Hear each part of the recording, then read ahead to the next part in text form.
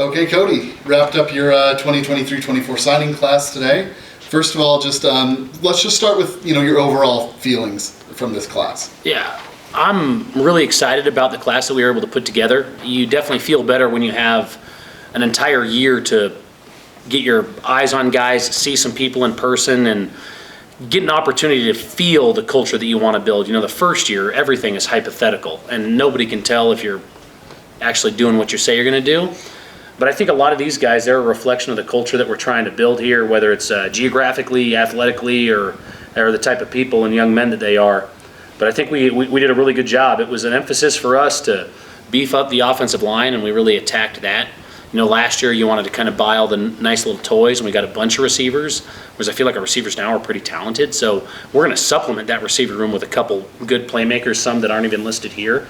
But, man, love what we're doing, love what our class put together, and our guys, even a couple of the late ads that we had were guys that we kind of hung in there for a long time. Even, the way it is now, you have some guys with group of 5 offers, and maybe they fill up in the portal, so they end up falling down to Idaho State. And I'm really pleased with what our guys did, and I'm really excited to get these guys on campus. Let's just start going down the list. Yeah. Your signing roster, and we don't need every single kid. Mm-hmm. Let's if anyone sticks out to you, let's hear about some of the guys. I can give you some tidbits on all these guys. Davis Harson is a kid who I've known since he was a young whippersnapper. He's been through it. I think I have a soft spot for coaches' kids, but he's a guy who knows what it's supposed to look like. And I said the worst case scenario with Davis is he's going to come in and he's going to elevate the way our quarterbacks prepare and compete, just because he's going to be elite at that. And if you look at him, he's athletic, he's tough. He has a lot of room to grow. His dad's pretty packed up. I think Davis's frame will fill out. He comes from a long line of Bengals. On his mom's side, there's some really good athletes in that family, and he's a winner. I've seen every quarterback in the state throw, and I'm convinced we got the best one. And I'm really excited that he's going to join our program. Donnie Austin is a guy.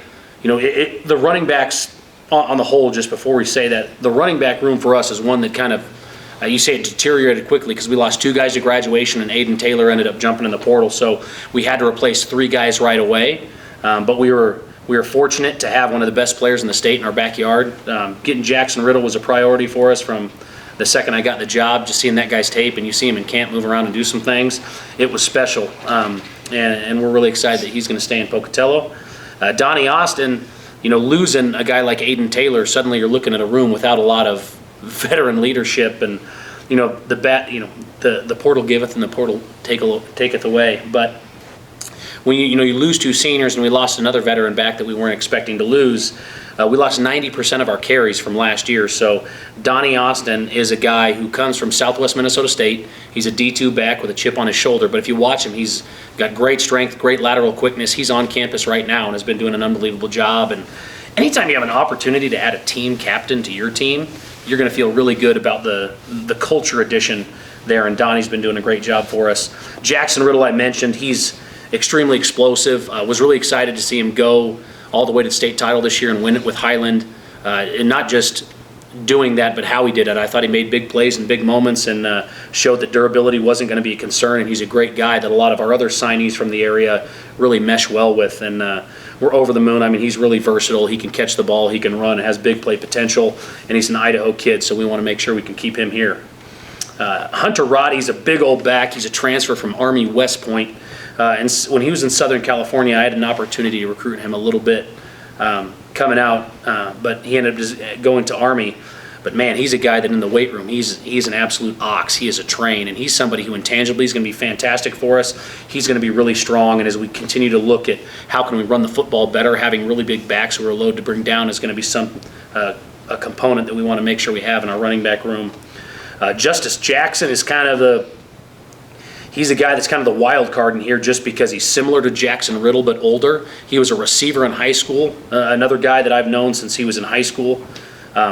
But he was a receiver, put on some weight, went and was a really productive tailback. As Pro Football Focus goes, he was rated a top 10 tailback in the conference, not top 10 of teams, but total running back stables.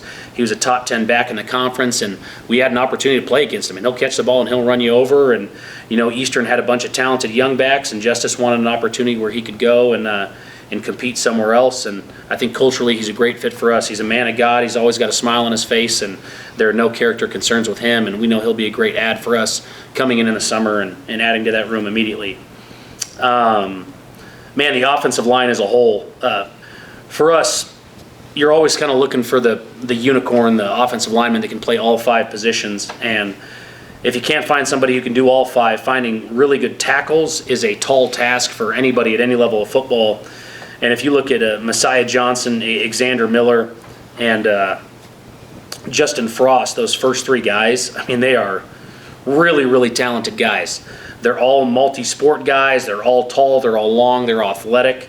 And they're guys that are really going to thrive in kind of the program that we're trying to build, which is going to put development at the forefront. Development of character, strength and conditioning, nutrition. Those guys are going to show up on campus, and you're going to notice who they are getting off the bus. But man, in 3 years, they're going to be a force to be reckoned with because they have all the tools. They're unbelievable people. And I think at Idaho State, we're supporting those kind of kids, tall, long, athletic kids that are going to let their old man strength kick in a little bit, mature into their bodies, and they're going to be elite players in the Big Sky, I have no doubt, for us. Other guys in that room, Brady Phillips is a guy, his dad, Brad, played for my old man at Boise State. He's a really tough kid. He ended up at Air Force Prep is where he started. So he came out of high school. He's from Kelso, Washington, went to high school and ended up transferring in, was a defensive lineman that we're moving to guard. He's really athletic, and a lot of the highlight clips that we're going to show will show him on defense. He has some great offensive clips as well. But man, you see that kid out there, he is working and kicking tail, and we're really excited to have him in our locker room. Another late addition is you kind of look into the transfer window of losing, we lost 2 starters off of our offensive line, and you're trying to figure out how you can replace them with a little bit of experience while still building your program from the ground up with high school kids. Looking at Jake Hellman and Stryker Rashid are 2 young men. They're both from the Salt Lake City area. They actually played high school football together at Weber High, and we were able to steal them away from the Wildcats. But Stryker Rashid went to Utah Tech. Jake Hellman went to Utah State. And we both have an opportunity to get them here. Stryker started this entire last year, Utah Tech, for our new offensive line coach, John Hughes, and he thinks the world of him. Jake Hellman is a guy that is, again, versatile. He could be a tackle or a guard for us. A local kid who's very smart, really long kid, and we're excited about having him in the room. Noah Tandy is probably he's our lone interior high school guy, and he's someone who has played center, he has played tackle, and he comes from a lineage of linemen. His father and his grandfather all played offensive line, and they all played the trombone. So he can do all 3. Make sure you get an opportunity to talk to him when he gets here. You'll love him. And then Luke Olson is another local guy that we signed. He's from Salt Lake City area. He's going to serve a mission, but another guy who plays with his hair on fire.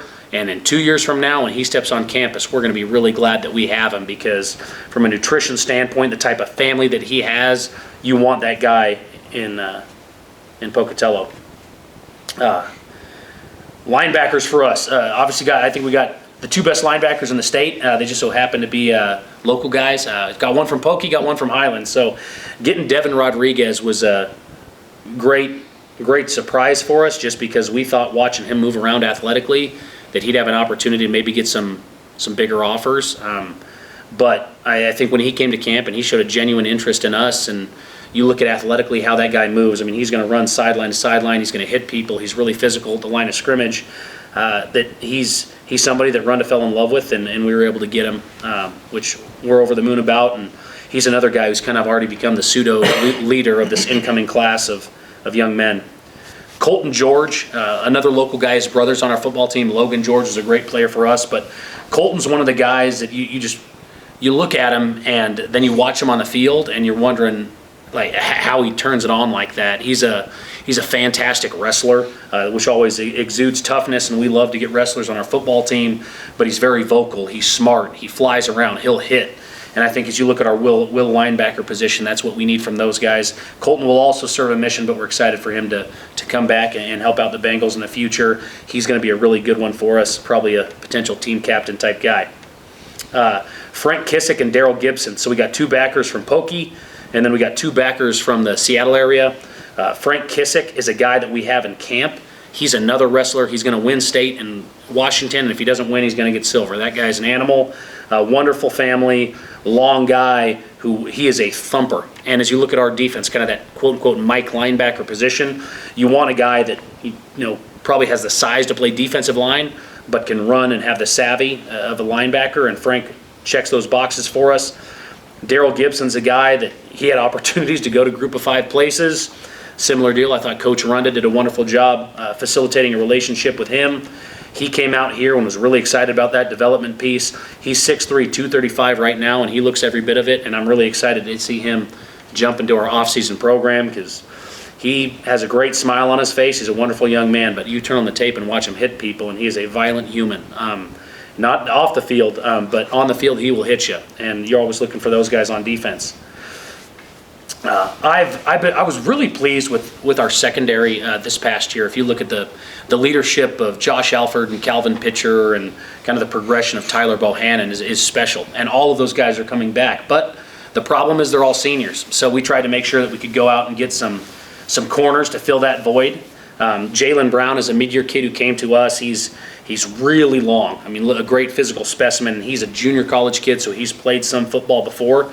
But Mike Lindsay and Jackson Daniels are guys that you'll want to draft on your noon hoops team.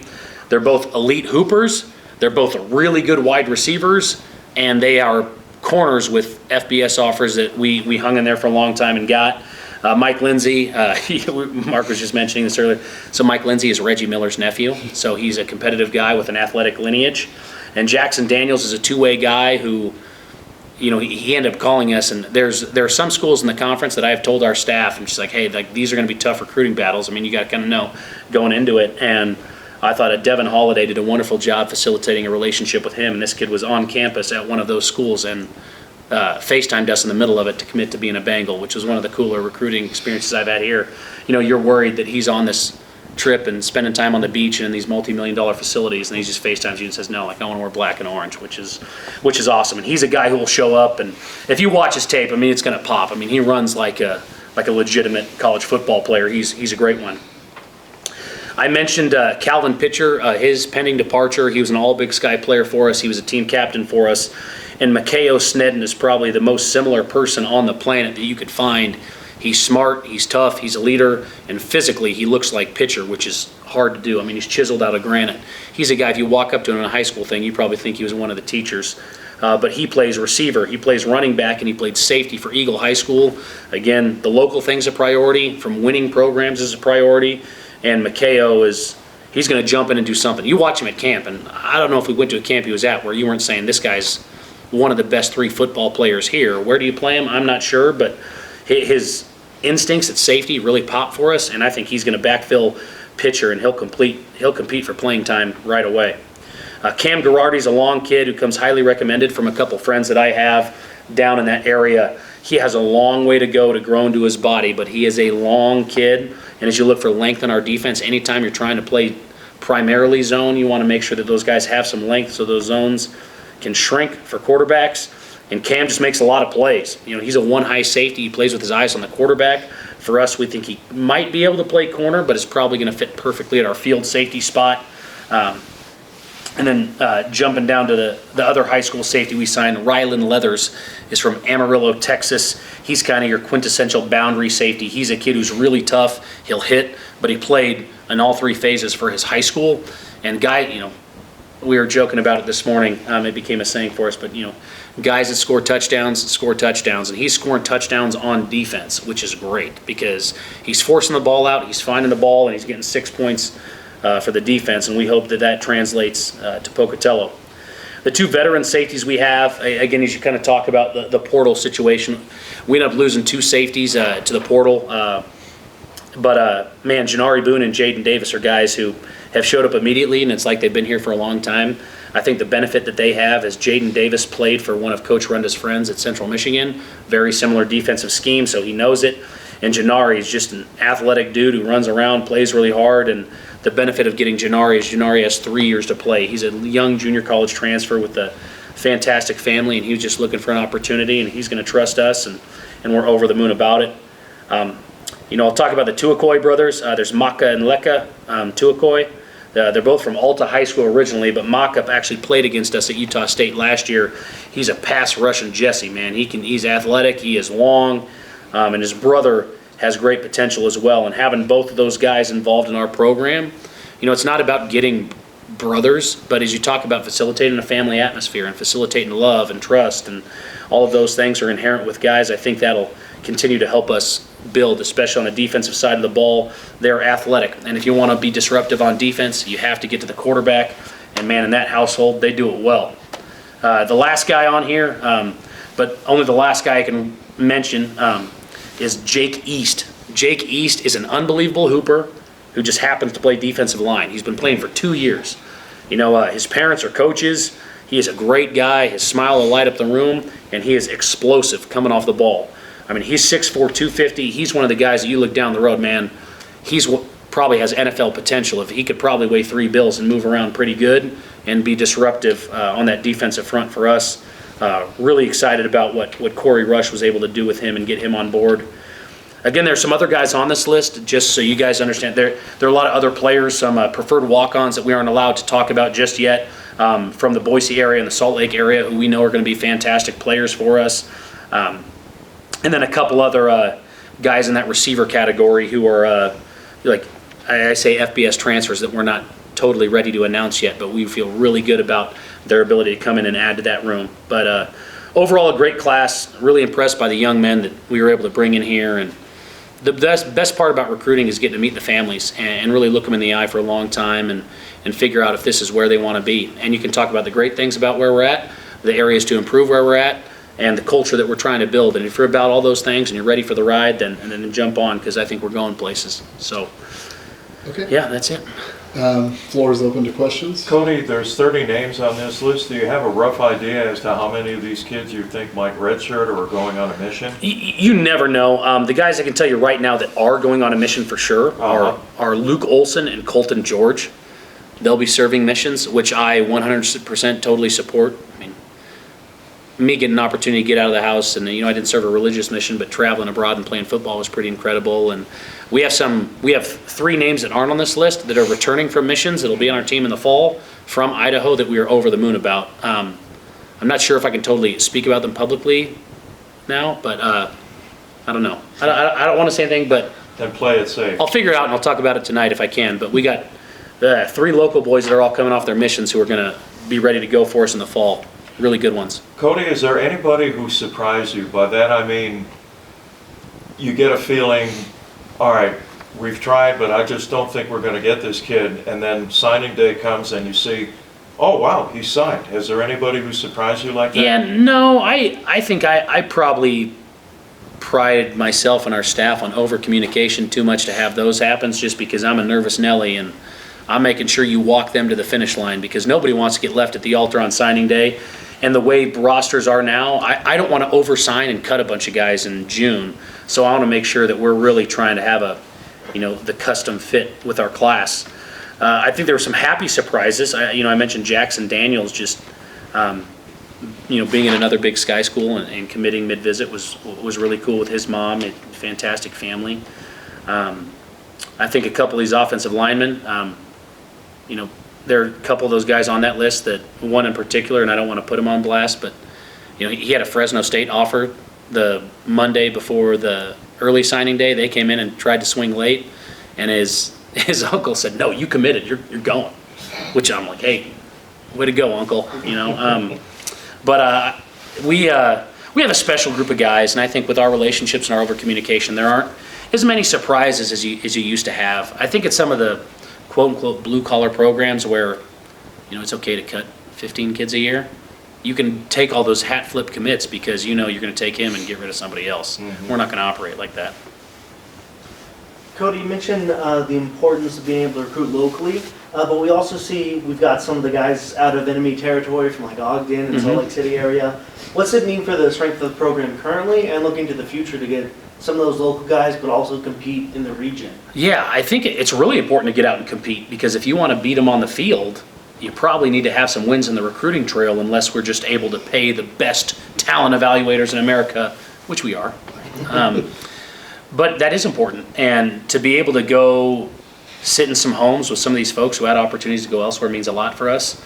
And I've kind of built this pseudo-geographical circle. I said, hey, if you're within 3 hours of Pocatello, that should be our hardcore recruiting emphasis. So, Boise fits in there, but I really think Salt Lake is an area where, if you look at how football there has grown, I mean, really since 2020, the amount of that the Salt Lake City metro population has grown is incredible.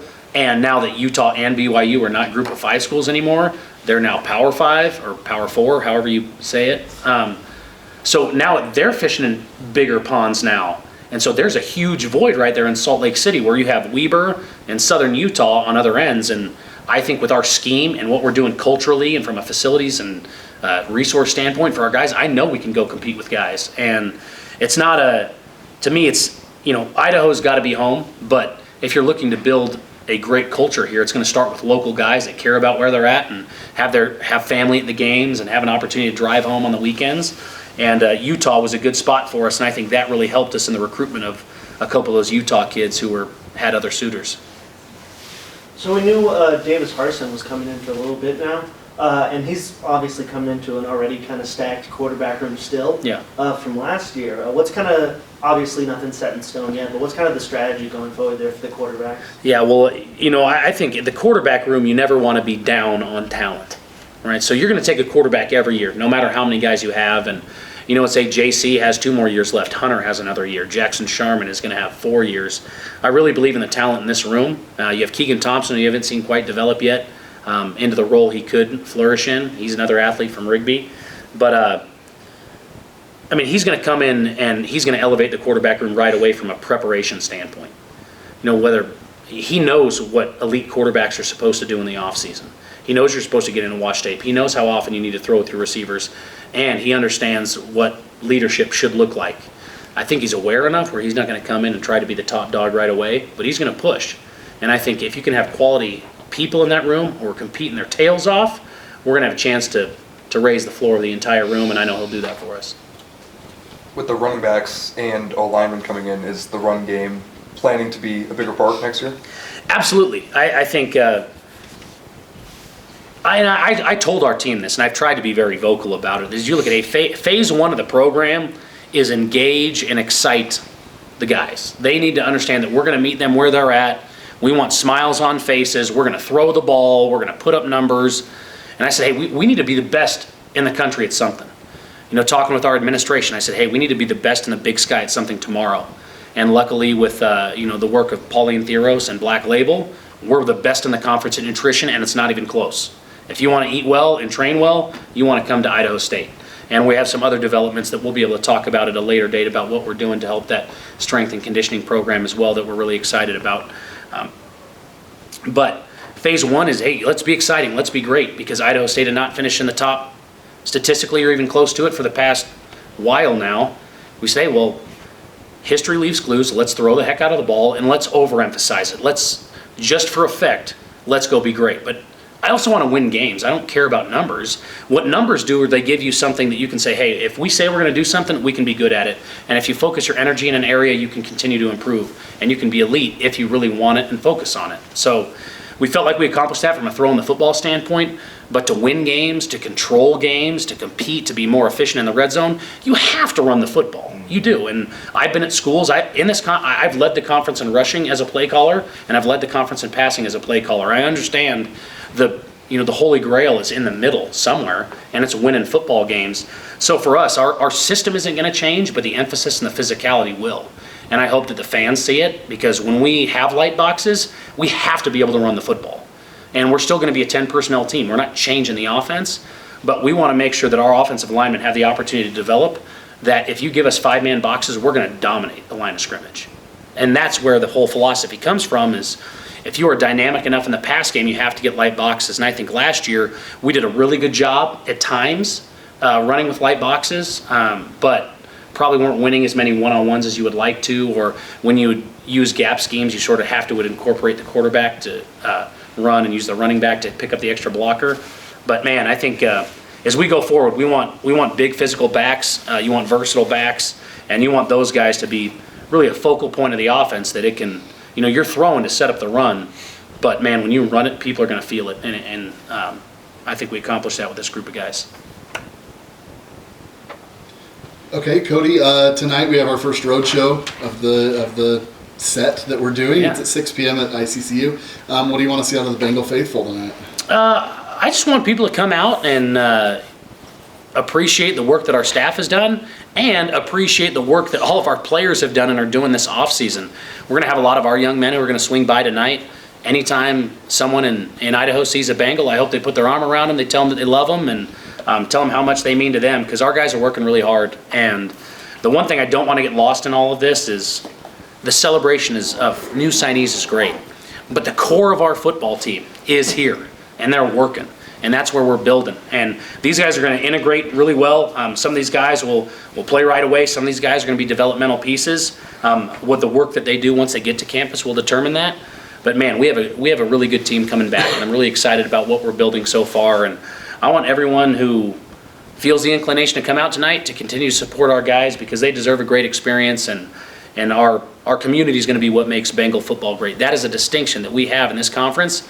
Is, man, our community can really rally around this place, and we got to give them a reason to, but we hope that they feel inclined as well. Yep, that's 6 p.m. at the Alumni Yeah, 6 p.m. at the Alumni Center. Alumni Center. Hope to see you there. With this recruiting class, do you feel like now that you've been here a little over a year now, you're kind of able to speak a little bit more to some of the culture in town and with the program too, that you're able to kind of communicate that to the recruits? Yeah, absolutely. I think some of that stuff you can communicate immediately, and I think just from the time I've spent in, I grew up in the Treasure Valley, but spending time in southeastern Idaho, whether it was for games or traveling through, you understand. I mean, you get a feel of what the people are like here.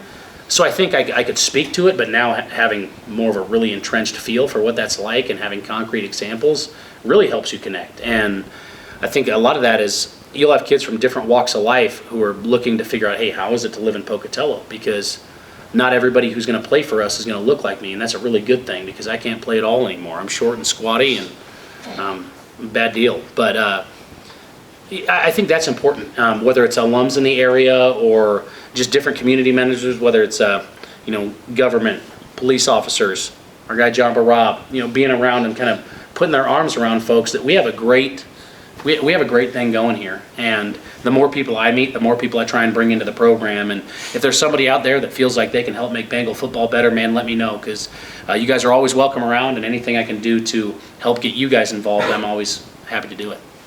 Okay, perfect. All right, thank you so much, Coach. Yeah, you bet.